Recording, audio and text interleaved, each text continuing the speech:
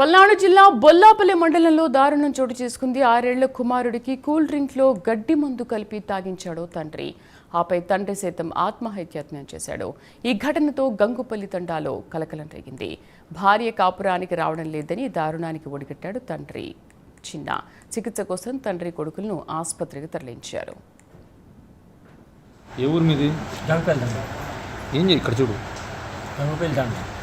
ఏం నీ పేరేంటి? చిన్న. ఏం జరిగింది? మామూలుగా ఇంట్లో గొడవ అయింది. ఏం చేశారు? మీరు బాడీ ఎందుకు తీసుకున్నారు? మందు తాగారు, గడ్డి మందు. ఏం తాగావు అసలు? గడ్డి మందు. దేనికి? మాకు చెప్పు, మామూలుగా చెప్పు. దేనికి తాగావు? ఏం తొందరలో తాగా. గొడవ అయింది, తొందరలో తాగా. ఎవరితో గొడవ?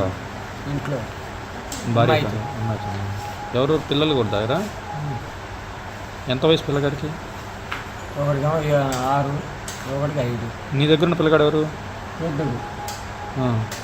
పిల్లగాడికి ఎలా ఉంది మరి ఇప్పుడు? ఎట్లా పిల్లగాడి నువ్వు తాపావా?